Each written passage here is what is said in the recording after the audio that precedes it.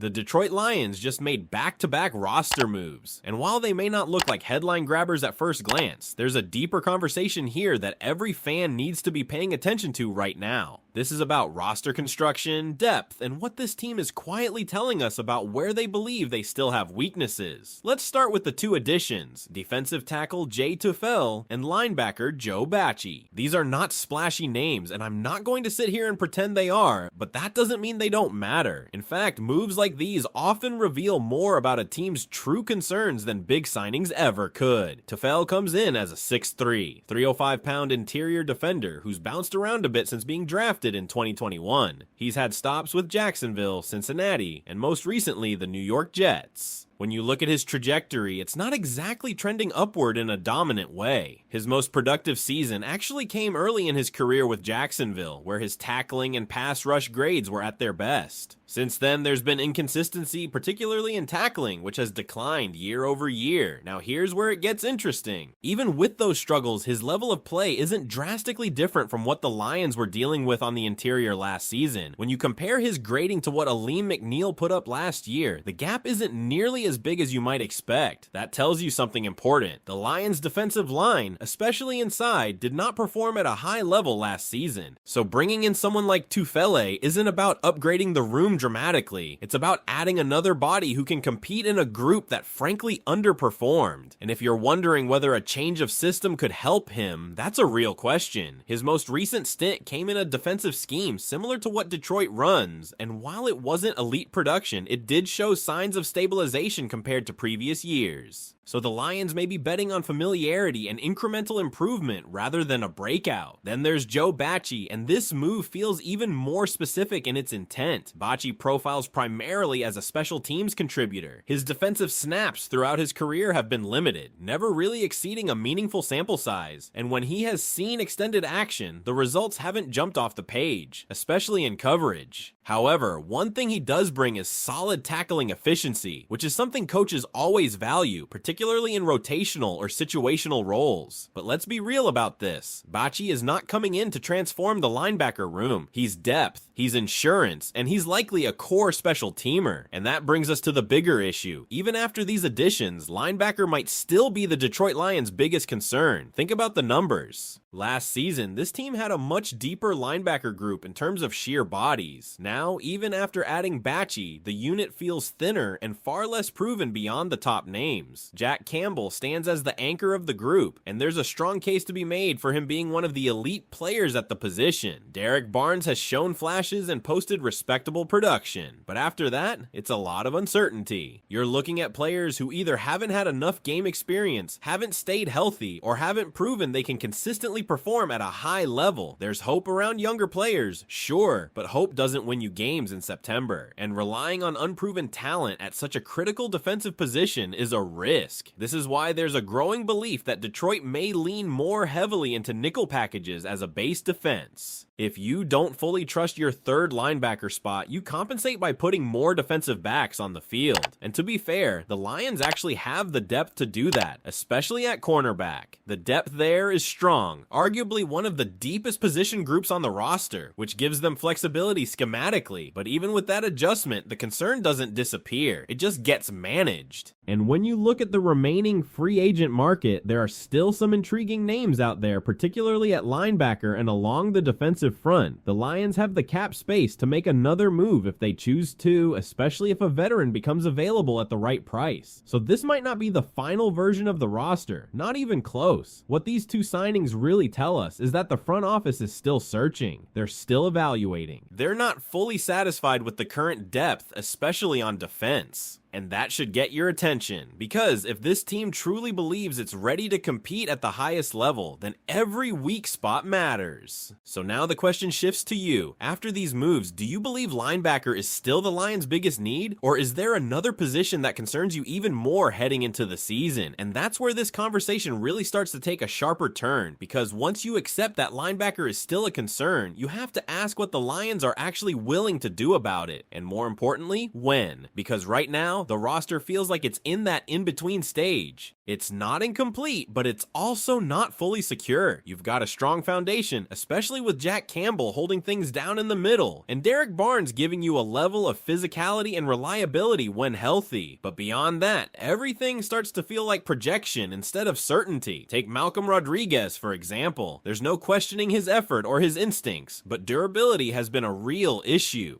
You can't confidently go into a full season expecting him to be available week in and week out. Then you look at the younger pieces, guys like Jimmy Rolder. There's potential there, but potential doesn't mean readiness. The concern coming out of his evaluation was simple: limited experience. And that matters a lot more when you're talking about a position that requires quick reads, communication, and consistency at the NFL level. Then you've got players like Derek Barnes being asked to possibly take on even more responsibility, while others like Trevor Nowaski seem to have reached a plateau in their development. They can contribute, but are they difference makers? That's the real question. So when you zoom out, it becomes pretty clear why there's a growing expectation that Detroit leans heavily into nickel looks, not just occasionally, but as a true base identity. Because if your third linebacker spot is your weakest link, the easiest way to hide that weakness is to keep that player off the field as much as possible. That means more defensive backs, more speed, and more reliance on your secondary depth, which, to be fair, is one of the strongest areas on this roster right now. At cornerback, the Lions are loaded in terms of numbers and versatility. You've got a mix of proven players and young talent, and that allows you to experiment with different packages without feeling exposed. But even that comes with a trade-off. The more you lean into lighter defensive sets, the more pressure you put on your defensive line to control the run and generate pressure without extra help. And that brings us right back to the addition of Jay Tufele, because while he may not be a game changer on paper, his role becomes more important in this context. If Detroit is going to spend more time in nickel, then rotational defensive linemen have to step up. They have to eat snaps, hold the line, and allow the defense to function without constantly needing linebacker support. So even a low-key signing like Tufele starts to make more sense when you connect all the dots. Still, it doesn't completely solve the issue. It just shifts the responsibility elsewhere, and this is why the free agent market still feels relevant for this team. There are veteran linebackers available who could come in and at least stabilize that third spot. Not necessarily stars, but experienced players who understand positioning, communication, and situational football. The kind of presence that can prevent breakdowns when things get chaotic mid-season. The question is whether the Lions see that as necessary, or if they truly believe the answer is already in the building, because if they stand pat, they're essentially betting on internal development. They're betting that one of these younger or less proven players steps up in a meaningful way, and that's always a risky bet for a team with serious expectations. At the same time, you can understand the patience. This front office has shown a clear pattern. They don't force moves. They don't chase names just for the sake of it. If they make another signing, it's going to be calculated, likely cost-effective, and very specific to a role they feel is missing. So we're in this interesting moment where the Lions have addressed depth, but haven't necessarily eliminated concern. They've added competition, but not certainty. And maybe that's by design, because sometimes the real evaluation doesn't happen in April or May. It happens in training camp, when pads come on, when players start separating themselves, and when coaches finally get a clear picture of who they can trust when the season begins. Until then, everything is still open. And that's what makes this situation so fascinating, because the next move, if there is one, could quietly define how far this defense can go. Because the more you sit with this, the more you realize this isn't just about one position group, it's about how all the pieces on this defense are going to connect once the season actually starts. If the Lions do commit to that heavier nickel identity, then communication becomes everything. You're asking defensive backs to take on more responsibility and run support. You're asking your safeties to be more active closer to the line of scrimmage. And you're asking your defensive line to consistently win their matchups so that the second level doesn't get exposed. That's a lot of pressure on multiple units all at once.